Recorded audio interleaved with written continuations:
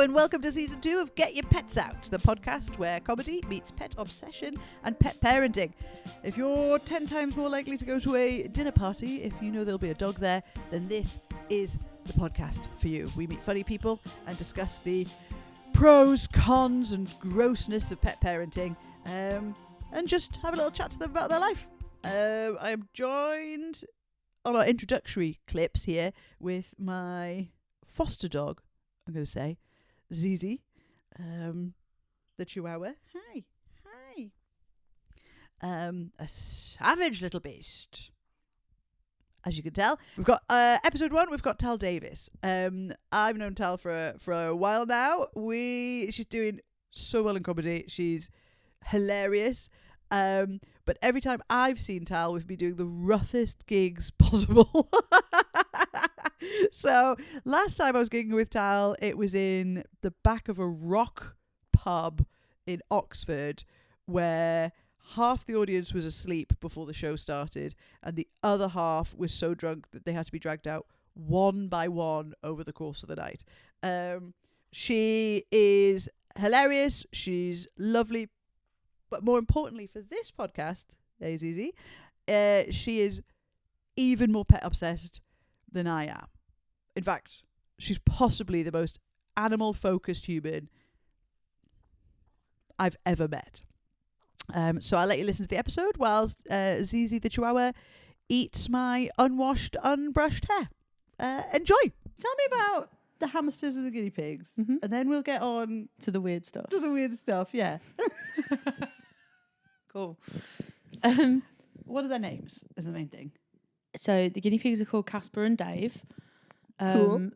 That's the names they had when we rescued them. That was a judgy look from me, and then I remembered I chose Barry. So yeah. I do like human names for animals. I do, and we weren't going to keep them, but then they just look so much like their names that we did. The thing I was like, I didn't mind Dave. I think Dave is objectively a funny name. It's a funny name. And don't you find that a lot of Daves do look like guinea pigs? Like just out in the street. Dave. Yeah, I guess so. Dave could be a guinea pig. And Dave is a real lad. He's got quite toxic sort of red pill views. He won't be listening to this podcast then. It'll be far too on the other manosphere. Literally, he will. He's terrible. He's been watching the women's Euros at the minute. The things he's been saying. Yeah, Dave. Honestly, they do love the sport. But yeah, because Casper's obviously a white guinea pig, which is why they called him Casper. Which just feels very pedestrian. But yeah, he is a Casper. He's a lovely little. Refined, privately educated, delicate. So I'm raising him as a proud gay man. Excellent. And he just against his will. That's he naturally is more aligned. Like, so when I'm doing my makeup, he like wants to stare at me doing it. Dave's not interested. When you play the In-Betweeners theme, Dave runs over to their telly. When you play Downton Abbey, Casper runs over. Like, he's just a real stereotype. Like my little. So Casper loves Downton Abbey. Mm-hmm. Dave loves the In-Betweeners and football. Casper loves Taylor Swift. Yeah. Any particular album or just the whole back catalogue? He finds Reputation a bit scary because they can't have the loud bass, so he's more of a folklore kind of guy. I'm laughing because you're 100% sincere. Oh yeah. Well, I think they've got their hobbies. That's Barry, for example, likes darts. Yeah. Really enjoys darts, watching darts. I can see that for him. Yeah, standing in front of the dartboard when Jack's playing darts. Which really? Is always upsetting. Sort of just stood underneath it, waiting for ricochet. Maybe Barry's just looking to end it all. Hey, Barry, you're a bit of a mess. They do really love football as well. Both of them play. They've got one of them balls with a hello. Am I allowed to touch his under? Yes. Thing? Yes. It's just the sensitive areas are obviously he's got his tickle areas at the back. That is more, he's got to be in the mood for it. And tail does not like his tail being played with. Right. Fair enough. So, to be fair. Hello. I'm gonna go for the head. Oh, oh! Usually just disappears in and makes a hissing noise. So that's pretty good. What about your hamsters? Who are they? So currently got Peggy Sue. We've we've only had her for a couple of months. She's only a baby. Oh, was Well, this she's not. rescue or Oh yeah. So all rescue? all rescue At all times. Yes. And is this like a decision that you and your wife have made together? You're like, it's got to be a rescue. If you can imagine such a thing, she is the more animal obsessed one than me. I cannot. Like I'm the reasonable one. I'm the reasonable one. I'm so serious.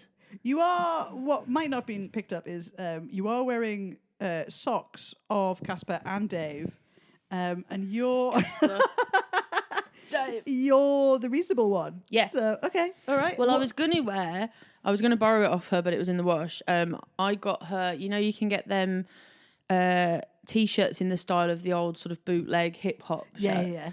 And it's got all the smalls on. It says the smalls in like bling, right? Including the snails. The snails are not on. They are on. Of course, part of the family. Just because they're cold-blooded does not mean that they're, I don't know where Barry's trying to get to, not part of the family. Yeah. You've got your hamsters and rescue Peggy Sue's just a little baby. She's the youngest one we've ever, because obviously normally you can't rescue a baby, but her parents were seized from a hoarding thing, and the mum was pregnant, so they had all these babies in the rescue. Oh, seized. Yeah. You know, like on like hoarding programs when they've just got like a bajillion cats and God knows what. I never thought about the animals in there. So they've just got, to just seize those and then put onto a rescue. Yeah, they were in like a terrible state. And do they just sort of ring you directly, or do they put it online and then just wait for you she to just come in? knows. So, right. So, we have a very good relationship with our rescue place. I bet you do. No, I know. Everyone's like, yeah. They're like, here they come. So here they come. They are amazing. They are amazing. But yeah, they. So with the last one, B, who's R.I.P. She actually WhatsApped me after seeing that the previous one had died, and she was like, "I know it's a bit soon, but I just want to tell you that we've just had one come in called Tal." Which everyone's like, "There's simply no way." They are fudging the numbers there. They have gone into fraud. Yeah. It's a violent. I know. So I always hamsters can only imprint on one person generally. Like they will love more than one, but they'll see one like you are. I didn't know that. They were like they were. I'm a lot more hands-on than Rach. So she is the fun one, and she buys all the toys and all the mad stuff. But I'm like the really overbearing mom, and like they always imprint on me straight away, and I'm always like, I just don't know why. And Rachel's like, because you carry them around in your mouth. Like I do all this weird stuff. You've got a top on with fake hamster nipples on. Like literally, you let them feed from you. I literally like just sort of don't know. like lick their head and stuff, so they think. So she properly thinks I'm her birth mother. Oh. To like a worrying degree. Like it makes people uncomfortable when they're in the room with us. Why don't you, Barry, think of that as me? So when you well, it's probably not the same for reptiles, but when I carry her, obviously I'm actually holding her with my hand, but I do that on the scruff of her neck, so she thinks she's being carried around in my mouth like a real hamster. Oh, like Barry's trying to kill me. Yeah, well, maybe Barry's trying to carry me round. Maybe this is an olive branch. This is we've hurt Jesus. Barry. All right, you can sit up there. You can sit up there for now. And then, so you've got your rodent selection. The rodent cohort. The rodent cohort. Mm-hmm. But also, I'm interested in your snails. Your snails, bane of your lives. How can a snail be the bane of anybody's life, except if you're a prolific gardener, which we already know that you're not because you refuse to bury anything out there. So what is going on? How have you got... So, look, I want to start all of this with the caveat that obviously as their parents, it's my responsibility. This is very much a we need to talk about Kevin's situation. Like, oh, God. What did this snail do? No, they're not doing... I just mean... How did he even operate the gun? as much as I'm saying they're ruining my life, I am ultimately the one that decided to kidnap one of them from a car park. So. As someone who also works with parents as a nanny, when I'm not a comedian, you have shown more reflection on parenting and responsibility than any parent I have ever met. It's like, this snail's a nightmare. It must be my fault. You know what, though? By us choosing to not have children, we're showing more self-reflection and emotional maturity than most people kids. Do you not think? I don't know. I've seen your socks. So I will Can you imagine what I'd be like with human kids? Absolute nightmare. I mean, the boys. So we bought the boys a especially pram. if you're kidnapping them from the car parks. Yeah, I mean that is for future reference. Whenever I say the boys, I mean the guinea pigs, or the lads. lads. We bought them a pram, and we've not took them out in it yet because Rachel's Of worried social about. shame. She's worried about no. No. We live in quite, if you can imagine such a place, a hipster part, a nice part of Birmingham where. It's just not going together. I know. There's a bloke over the road who takes his ferret on a lead to the pub, so I don't think we'd be that weird. But Rachel's worried about the air pollution because we live in the city and the temperature. They're going to have to get one of those Dyson neck fans to go around the guinea pigs so they can. They can't have any breeze on them because they're prone to upper respiratory infection. That's one of the many pitfalls. Of course. That's why we're lining their cage with bags of frozen peas at the minute in this heat. Anyway. The pram is not going to be used, but... I really want to use it. I want to take them to the farmer's market where we get their food, but it just has to be the exact right temperature. You get one of those little sort of checks of like air pollution. Some days are less than others. You get those alerts. I really want that photo of me in like a coat and a coffee like a yummy mummy at the market with my babies in the pram. One hand, mouth, holding your guinea pig. Yeah. A few months ago, one of them was ill, of course, on a bank holiday weekend. So we had to take him to the out of hours hospital place for like 3 times the price. Yeah. And as we were sat there in the waiting room, because they can't go anywhere separately. So the one who was ill was annoyed enough, but the one who wasn't ill was just like climbing the walls with boredom and frustration. And I didn't realise Rachel was filming me.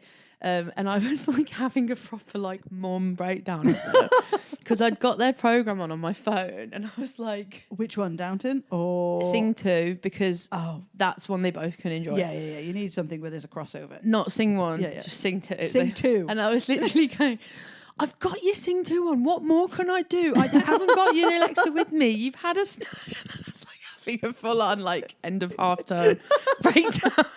I haven't slept in weeks. Yeah, literally. What more do you want from me, you ungrateful little... Yeah, literally. Guinea pigs. But what about the snails? You keep dodging the snails. Oh, yeah, sorry. So, okay. I feel like there's a mental block. You go towards the snails and then you ricochet back towards the safety of the boys. Because it's disturbing. The only thing I did notice is that you said that you kidnapped them from a car park. What? Yeah, okay. So... about 3 months after we lost Twiggy, R.I.P., who, by the way, I should say, was called Fleur. But I always call her Twiggy in my stand-up because that was her name before we adopted her, and to protect her identity, I always kept it as Twiggy because she's an adopted child.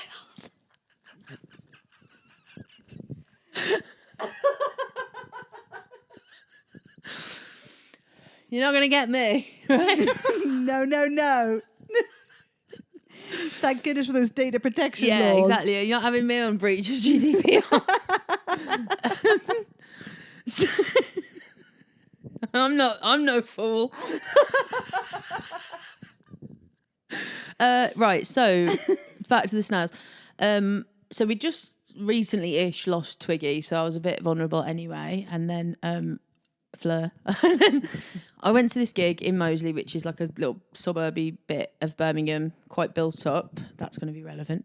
And I'd had a shit gig and I was coming out like staring glumly at the floor. I know that feeling extremely well. Well, thank God I was, Eva, because on the doorstep in pitch darkness, I saw this outline of a snail and I nearly trod on him. And so I leapt to get him. And then I was like looking around and there was absolutely nowhere at all to put him that wasn't in darkness so he was going to get trod on. There was no greenery anywhere. So I was like, do you know what? Sod it, you come with me. So I put him on the dashboard of my car, and then I rang Rachel up, who was asleep because it was like midnight, and I was like, with like very little context, I was like, her voicemail should just be, no, you've reached Rachel. The answer is no, we can't have it. Right, you're gonna have to get out of the loft because we've got this snail. Get Twiggy's old tank. I'll be with you in half an hour. Barely got dust on it. Yeah, bringing and then it down. I got this photo. It's a beautiful picture, actually. I might have to send it you to somehow put up for the viewers. This snail, like doing all of the lights, and there's like a police car with sirens going past on this rainy window, and I've got one hand on my phone, steering with my knees, one hand because the snail keeps trying to go down the vent. But it's beautiful. And then probably thunks. It probably thought it had been abducted by aliens. Yeah. Well, I suppose it kind of had in a way, hadn't it? Yeah. Well, I now know as well that he was still a baby. Not a tiny baby, like I hadn't ripped him from his mom. Wait. Normal snail. Yeah. Not like a giant African land snail. No, normal snail, just a normal snail. How many giant African land snails do you reckon are just occurring? I don't know, but I am thinking about how many snails I've just walked past. Okay, snail on the dive board. Something about him, I just was like, and to be fair, I feel like I'm a terrible mum for this, but like I still think Cedric is jokes. It's the other one that's a nightmare. Listen, that's an honesty that only a parent can really give, because you are right. There's always one good crack. Yeah. And then, as a nanny professionally, there's another one. Well, exactly. Not so good. But so we had Sedders. He's jokes. He's a good laugh. He lets me put like a little Santa hat on his shell at Christmas. He puts up with my bullshit. And then so they reckon in captivity it's very unlikely that you're going to get a pet snail to lay eggs with itself, because conditions have to be so perfect and so like the real outdoor habitat for them to be like, now is my time to unleash my seed or whatever. So he didn't do it for ages. Like, we still obviously gave him a nice life, but like we were just like pretty lax on checking for eggs because it just had not happened for 6 months. And then one day Rachel gave him corn on a Sainsbury's Taste the Difference corn on the cob. And he was like, this is mint. Life could not be better. Yeah, it was like he'd got like tenure at his job. He'd paid off the mortgage, and he was like, "Now is the time." Can you taste the difference? And Cedric can. He had like a shitload of secret eggs buried in the soil that we didn't see until we woke up one day, and there was just one tiny little clone snail, teeny tiny, just sat there. And then we followed her path of where she'd come from, and she had slithered her way up, eating all of her egg siblings along the way.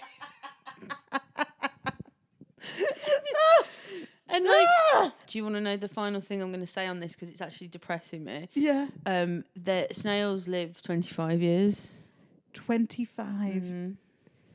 25 years. And I was like, well, for all we knew, Cedric might be 24, it'll be fine. But like, I now know from the way he's grown that he was a baby. So I've got him till I'm retirement age. 25 years. Yep. That is...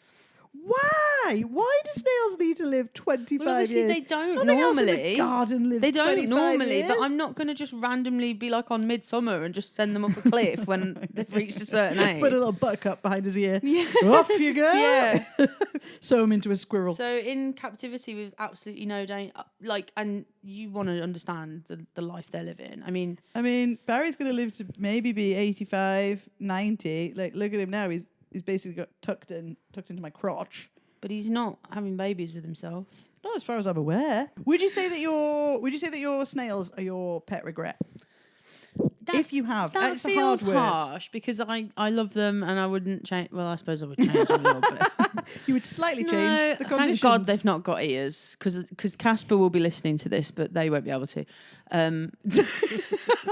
Casper will just be like sticking on a rerun of. Cass Well, the loves new it. Downton Abbey will become movie. Will be coming honestly, out, like so. I mean this in the least humble braggy way possible. You know when you have to do things on the radio and stuff occasionally, very occasionally. To be very local. I cannot ever listen ever. I can't bear to ever watch myself. So Rachel does because she's very supportive, and Casper loves it. He calls it his mummy podcast. He does not call it his mummy podcast. No, he does. I will show you videos of him tuning in and listening. He loves it, and he will be listening to this. Was he? Did he watch you on the BBC? Yeah. I didn't. Right at the. Yeah, He did. I didn't watch me back either. No. No. But right at the telly, like. Yeah, literally on his because he's got his own. He's got an Alexa with a screen, so he's got his own little television. Yeah. iPad kids. And because it's an Alexa, we're so mental that we calibrated it to understand his voice as well. And then we were like, but we will always be here to do the voice. So when he Yeah. wants something via the Alexa, what happens? He goes, Alexa, play Downton Abbey on Netflix. Alexa hen. And sometimes as a you know, like I don't know if you and Jack do this, but you know when you're like trying to be passive aggressive and sort of share a grievance via the animal's voice. Yeah. So it's like Cass will be like, we've still not had our lunch, you know, when Mum said she'd bring it, and that's me telling Rachel to go and sort it. And so sometimes he'll be like, that didn't last very long. Yeah. Sometimes one of them will go, Alexa, call RSPCA, and then it actually will ring when it's really angle. How many phone calls do you reckon the RSPCA gets where they just hear like beep, beep, beep, beep, beep, beep, the other end, and then someone's like, I know you're in distress, but I haven't got the guinea pig translator in right now. Stay on the line. And they're like, I think that was a guinea pig from South Shields. Yeah. That's the only clue we've got. Yeah, they've got a GLOK here based on all their accents. Actually, I think that is that was a good South Shields guinea pig. Beep, beep. That was South Shields. Beep, beep. Oh, that was more of a beep beep. Beep But beep. you've got to have that intonation. No, mine sounded upset. Beep, beep. Oh yes, you're right. I heard it. I heard the guinea pig. Is this good podcast content? Listen, you and I know that none of this is good podcast content, but I love it. And that's why we do it.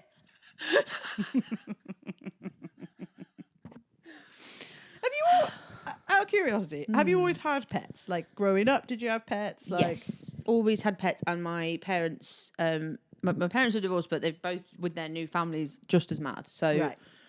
I've always grown up with pets. I've always grown up very much equal on the hierarchy to my pet siblings, and they've always had voices. So like I've literally never known, to the point where, as you've already seen during this, I'm so out of touch with reality that I sometimes forget that they haven't actually said these things. But then, I can think back to my pets growing up, and with the exception of the chickens, which were monsters, in my mind, they're not like just like pet, dog, cat. They're very individual characters, and if I really pushed it, I would be like, I can imagine their voices, and they're sort of like they have like equal part in the sort of family structure. So I mean, I do get that, and I think there's certain households where you do have a lot of pets. Mine also, that they're not pets. It doesn't quite fit the. They're just also there as a soul, as a creature. Yeah. My mum has got like studio photographs of the dogs because she was upset that they couldn't be at her wedding. So we all had to put like bridesmaid dresses back on and have pictures. Oh, so it's genetic. Dogs. Okay, I get it. Oh yeah, insane. And my dad is as bad. My dad calls his dogs the L'Oreals because they're worth it, and like he'll just do crazy things for them, and they all have voices. Would you ever branch out into reptilian world? You've got mollusk and are you allergic to your guinea pigs? Yeah, a little bit. Oh my! Not as much as cats. Not as much. I'm allergic to hamsters as well, but I mean, as you know, I literally dab her on my face like a beauty blender. Yeah, it's good. Yeah, I just take very strong tablets. It's a bit of a struggle at the minute because of it's the. all coming together now. So they've got the. So I live in a townhouse because I have to clarify that because it sounds posher than it is when I say it sounds real posh. they have the top floor. The top floor is like the size of one room, but they have the biggest bedroom in the house. It's only a 2-bed house. I don't know what I'm saying. But they have the top. That's their domain. The nanny is furious. Yeah, so they've got the biggest room. It's in the top, but because it's in the top, when it's a heat wave, it's way too hot, like dangerously so. It's hot in here right now. So they all have to move into our room, and we're currently living like little evacuees, all of us in this one room, like like Charlie Bucket's grandparents. And I can't move my legs, Charlie. Wait, you going on an adventure? Turns out I'm fine. Yeah, exactly. Because I got a golden ticket, and it's just me covered in guinea pig shit. Off your nut on antihistamines. Yeah, literally. Where am I? I have had one tetrahedron eye for the last week that's only just calmed down for this because we're about to throw cats at you. Honestly, because we've got them and their little temporary cage obviously takes up the entire room.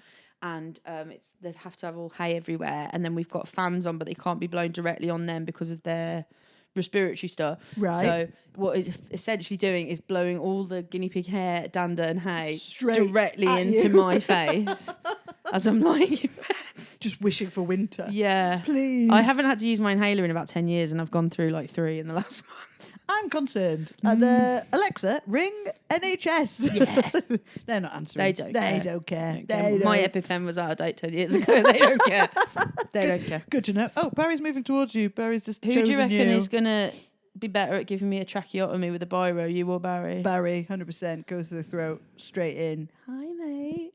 Yeah. So to go back to your question, I would love a tortoise. We would love a tortoise. We love reptiles. However, we couldn't deal with like a bearded dragon or anything because Rachel could not cope with the feeding them live crickets and things. Yeah, so I get that. They often put the crickets in the little lunch boxes next to the hamster stuff in Pets at Home, and Rachel literally cries and can't see them. Oh, bless her. So I don't know that we could do like anything. And my God, can you imagine us trying to feed like a mouse to a snake or something? Yeah, there'd be a lot of weeping. You couldn't be do screaming. that. Did tortoises have to have live crickets and stuff? No, fully vegan. Yeah, we'll have one of them then. Yeah, fully vegan, and sleeps half the year. So that would stress me out. I was like messaging Jack more than one occasion being like, has Barry survived the winter? Like I was checking it. I'm traumatized from Blue Peter. Jack, my partner, is much more of a stressy tortoise dad. I was like, right, in the box, asleep, in the shed. But do you not remember when, like, I don't know, Connie Hook or whoever would be like, and here we go, and then it would just be dead? Yeah, I like, did. It's really traumatic. But I have faith in you, Barry. I think you're going to be fine. Like, Barry and I, we're pretty tough. There she goes. I have faith in you. She just nosedives. I know that raising a tortoise, she's going to have to take some scratches, some bumps, and maybe freeze to death in the winter. And that's part of growing up. You're getting visibly anxious about this. She's fine. She's very Meanwhile, we are buying medical grade water for diabetics off Amazon to mist the snails with, because apparently tap water has got anti-mollusk stuff in it to stop you having slugs in your plumbing. Oh, I guess so. It's got stuff in it. That's a conspiracy theory that I am on board with. Yeah, I'm there. Do you think, is there anything that you wish you'd known, like, as a pair before getting into sort of the rescue lazy Susan of creatures? There is something that you would like wish someone had told you beforehand. Not that it would change your decision, because I know that you love them, but is there something that you find out you're like, oh, I just wish I'd been aware of this? No, honestly, no, like, at the risk of sounding super cheesy, probably it would have been nice to have a crystal ball and know how obsessed we would become in a nice way. Because I originally got the hamster because we wanted a dog and we didn't have the sort of house where you could have a dog. Yeah. And I was like, this will be a good practice pet. And then people do think hamsters and guinea pigs are a little like which that I sometimes. now like staunchly advocate against. Like, they're not genuinely not kids' pets. Anyway, I'm not getting on my soapbox about that. But you know, we just quite absolutely delicate, fell in. Well, as someone who was raised with dogs and chickens and even the odd pony and God knows what, they are to look after them properly is harder than a dog. To be honest with you, really, genuinely, yeah. Yeah, I guess so, because they're quite sort of. Because a dog you can just take places, and people will just have your dog when you're on holiday. Yes. Like it's anyway. So I thought, oh, this will just be a little lockdown, a bit like you with Barry, and then it obviously took over our lives in a big way. Yeah. And I wouldn't change it for the world. Actually. I think it's lush. I think it feels like, and also listening to your stand-up, which is, it's super funny about your pets. I mean, you talk about other things as well. But when you are talking about your life and your pets, what I love about it is it's infused with a lot of love. Like, it's not like, oh, you know, there's that sort of vein of comedians where everything's just shit dog. as though they've got no agency in any of the decisions that they've made, men and you know, men comedians, see also, and you know, they exist as well, and but what's lovely when I listen to your comedy about it is it is infused with a sense of like love, a sense of sort of silly joy and complete lunacy, which I think is like. Yeah. That's my sort of comedy. Is there like what's the of all these pets and all the creatures that you've had, what is the sort of grossest thing would you say that has happened? Well, I thought of one. Oh, good, because obviously a lot goes through my mind, and it's like, what ones am I willing to share? Flashing through your. So we talked about how I always end up with the hamsters just imprinting on me a bit. Like, do you remember that film when we were kids of the girl with she finds these goose eggs, and then she ends up with all these geese that think she's their mom, and she has to get like she flies them in like a fucking paper airplane across to New Zealand or some nonsense. Yeah, it's a bit like that with me with the hamster. And and what are you teaching them? Like, but they just like they're quite. Like, it really does make people uncomfortable. They're so intensely like that with me.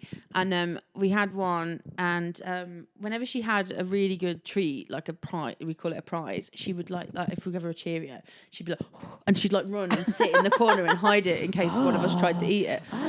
And so we'd given her like a raspberry, and we could see her acting really weird and suspicious in the corner of the bed, like, oh my God, my secret treasure. So we just thought, okay, she's just loving her raspberry. Yeah. It's fine. And then about an hour later, we found the raspberry, and I was like, what the fuck? What has she got instead? What has she got? And it turns out, when I'd been asleep, one of my earplugs must have come out and had just been under my pillow, and she'd found it. And she thought this was like ultimate prize because it smells like the inside of her mum's ear. And she was sat like Gollum, licking it like an ice cream. That is disgusting. It's so disgusting. It's so We kept calling it forbidden ice cream. Just my sweaty earplug. What's your favourite flavour? Mummy ear. Literally. And she was so annoyed that we had to take it off her. That is gross. That is not what I expected. It's gross on many levels. It's gross on many levels. Yeah, but pets kind of are gross. It's kind of, yeah. You have to sort of like, real pets are gross. If you could have, I always ask this question in the way that our lovely producer Alice has requested I ask this question. Usually I ask the question like, if you could have any animal in the whole world and there's no problem with anything, but I've had to put the words, if you could have ethically everything would be fine. Mm-hmm. Anything you need for this animal would be there. Any animal, real or imaginary, if you could have anything, what would you have? So you're like, so ethics completely fine. Ethics completely fine. It's happy. It's free. If it needs to be, you've got all the space and whatever you want for it. Yeah. And food. Because I'm going to give a very unrealistic answer, but as long as ethically it's fine. We've had dragons. Well, it's maybe on a pot. I would have a pet orca, 100%. 100%. The scariest creature in the sea. Oh, no, because in my head, I'm like, it won't be. No. Do you know what I mean? It will be fine. Okay, right. You have to explain. Because I thought you would, 100%, I was like, it's going to be capybara. It's going to be capybara. No, do you know what, right? I that felt like a waste of a turd because I am just going to have one of them. Like, I feel like that's an achievable fantasy. Whereas true. If the genie's giving you an ultimate ethical pet, Oh yeah, I'm thinking too small. you are I'm thinking too small. orca. Because Orca, killer whale. I have always been obsessed with orcas. When I was young and didn't know any better, all I wanted to be was like one of the trainers at SeaWorld. Yeah, like, that's all I wanted. Near miss. Yeah. Absolutely. You got long hair as well. That is dragging you down. What a way to go, though. What a horrible way to go. I know, but You'd be the only one smiling on the way down. honestly, just literally, I want to be What like. is it about them that you love? I find them terrifying. I'd Well- rather be in a kayak and see a great white shark swim under my boat. Well, than I an struggle orca. to conceptualise that sharks are scary as well, and I do know. Obviously, I know I'm not stupid, but like in my head, it's like James and the Giant Peach. I'm like, how's it going to bite me? Its nose. Just, it ain't going to bite. And I know that's not real. Yeah, it'll flip you up into the I air, just can't be stun you, scared and of then them. eat your liver. But yeah, I just think orcas are just gorgeous and lovely and. Because in my delusional world, it would be like Free Willy, and we'll just form an instant bond, and right. I'll just be like riding on it. It's the riding. Is it the riding? No, it's this. It's the fact that they have this. So I love animals that could kill me. There we are. We've got to the root of it. We've got down. We're not getting into like therapy. It's a matriarchal structure. No, I tell you what it is, and again, I'm drifting dangerously into being too sincere and cringy. We here. like sincere cringy. But I don't like Yeah. being this fun. But like, so I absolutely love having prey animals for pets because it's like the amount of trust you have to Yeah. earn because they are tiny and biologically programmed to be scared of you, and Yeah. yet they are letting me carry them around in my mouth. And Yeah. how wonderful that They've built that bond across brings a tear to my eye. species. And so I want to be the hamster being. I want something to want to win my trust. It's gonna badly. this orca is gonna see you swimming in the shallows. It's gonna come over. It's gonna very gently pick you up by the scruff of your neck. Yeah, and I'm going to be And just- licking its earplug. You'll be like, "Mummy," and it takes you off into the ocean. I and just think there's something really. the other orcas come round, and it's like, "Get back! Yeah. Tal is allergic to that sort of water. Yeah. Get back!" Literally. Yeah. Tal needs 8 hours of sleep and can Yeah. eat only organic fish. Yeah. I get it now. You want a sort of big. There's something about, like Bright. those unlikely animal friendships. They have like coffee table books with them and stuff. I just love the idea that it's like I could kill you, but I choose not to. There. Yeah. That's I why get that. sometimes I hang We out just with sit- men. I just think it's so beautiful. And put it like that. I'd rather an orca. Yeah, But innit? I live with a man, so who am I judging you? Look at that out there in the sea.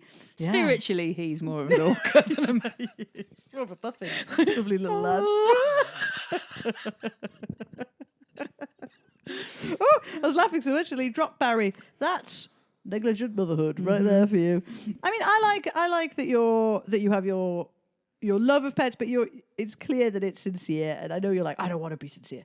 I don't want to. I'm dead on. I'm just Apart from my guinea pigs Guinea being in my pig socks.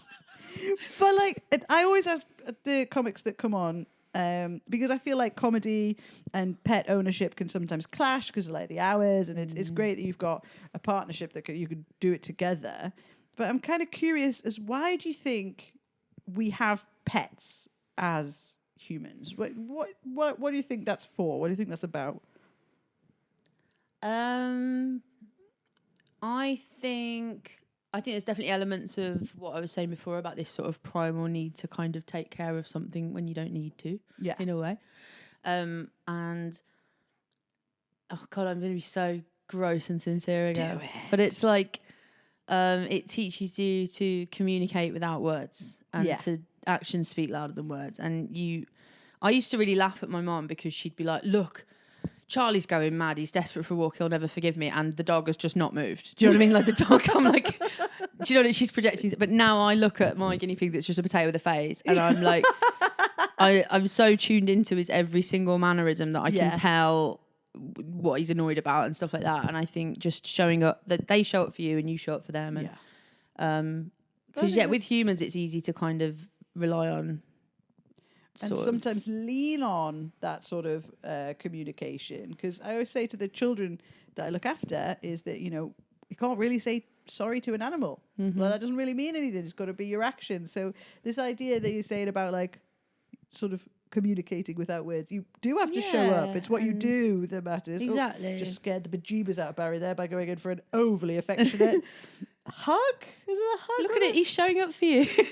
Like, you really have to pay attention to their body language and what they actually want. And well, what Barry wants is heat, which is why she's trying to dig down into my crotch. Because all Barry has wanted this whole thing is your groin. Crotch, yeah, it's hot down there because I'm wearing jeans in this weather, and she's thinking like sub-Saharan. That's where she's digging down to.